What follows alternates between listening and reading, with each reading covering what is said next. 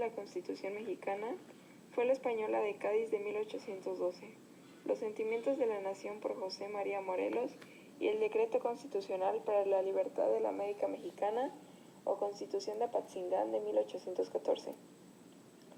La Constitución es la ley fundamental de un Estado. En ella se establecen los derechos y obligaciones de los ciudadanos y gobernantes.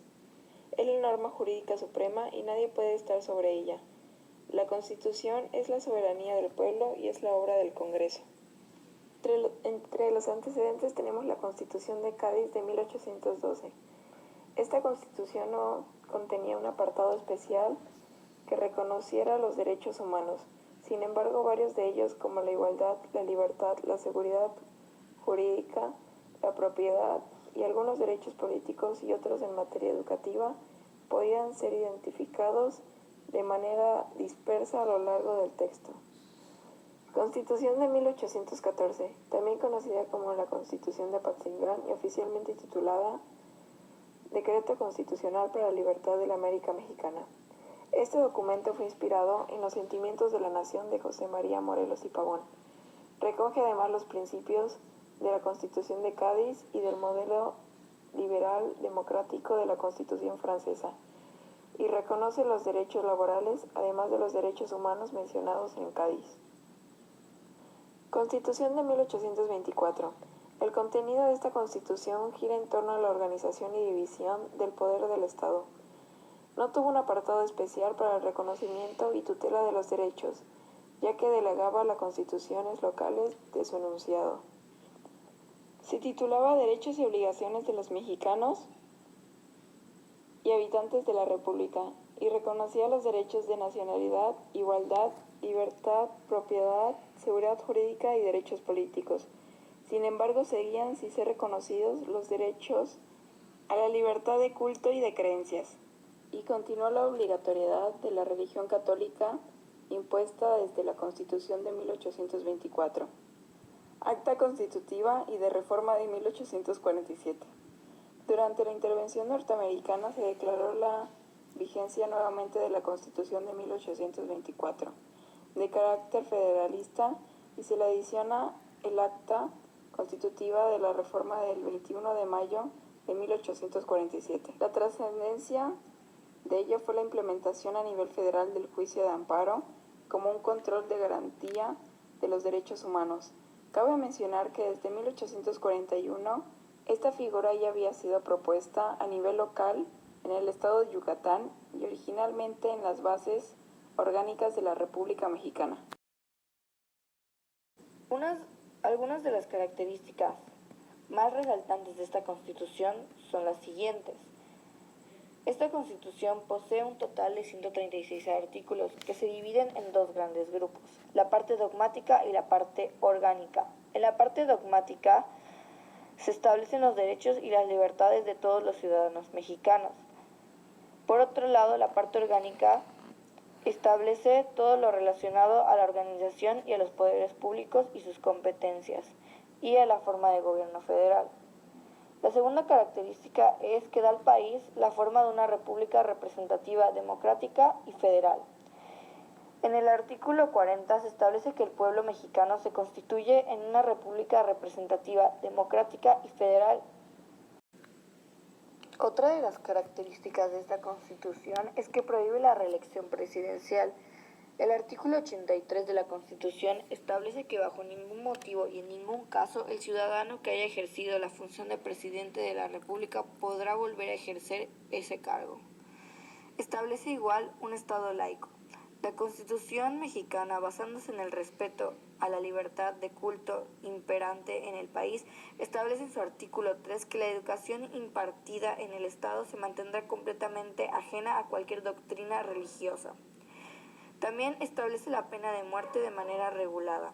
En el artículo 22, la Constitución mexicana establece la pena de muerte en el país de manera regulada. La prohíbe expresamente para los casos de delitos políticos y prohíbe los azotes, mutilación, infamia, marcas, palazos y tormento de cualquier especie como formas de condena de cualquier tipo. Como otra característica tenemos que establece la libertad de porte de armas.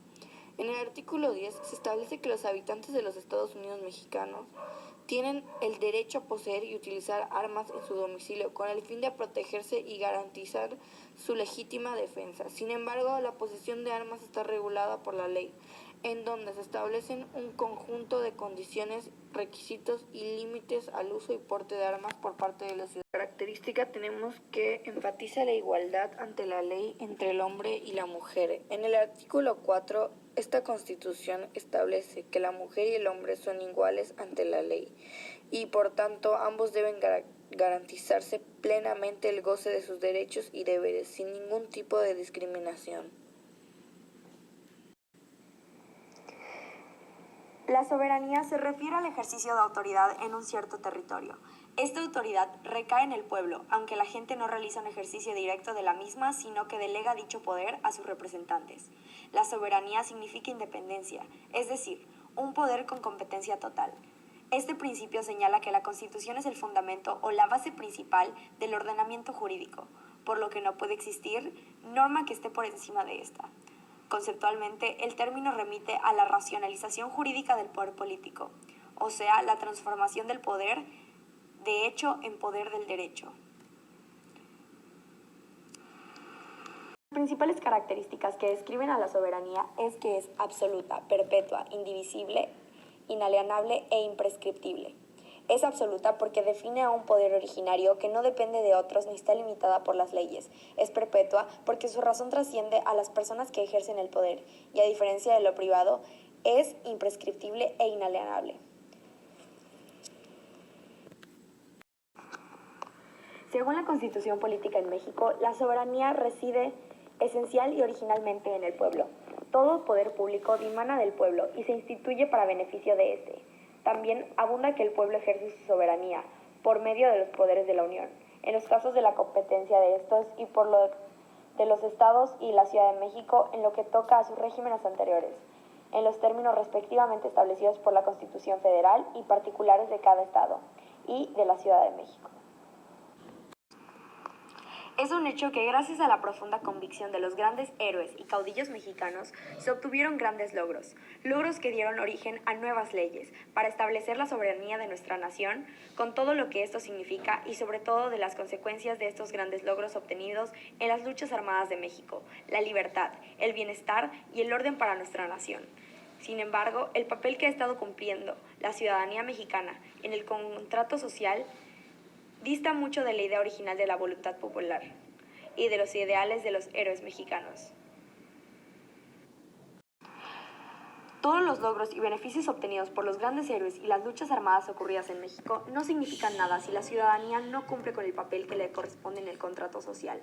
El vacío del poder que está dejando la ciudadanía en el contrato social, abandonando el derecho de la voluntad popular que le corresponde para mantener la soberanía, puede ser ocupado de nuevo por esas mismas fuerzas oscuras contra las que tanto hombres y mujeres heroicamente lucharon para constituir la nación soberana que ahora tenemos en nuestras manos. Es necesario que cada ciudadano mexicano, ya sea este candidato a un puesto de elección popular, como miembro de la estructura de un partido político, como representante de una autoridad gubernamental, como miembro de un tribunal electoral y, más importante aún, como ciudadano que acuda a votar para elegir a sus representantes de una elección, haga uso de los derechos y lleve a cabo las obligaciones que le corresponden en el contrato social establecido en nuestra Constitución política, para así mantener y fortalecer la soberanía de nuestra nación. Los esfuerzos, las luchas, los sufrimientos que tuvieron que enfrentar, padecer y vencer los grandes héroes mexicanos para darnos una nación libre y soberana pueden simplemente haber sido en vano.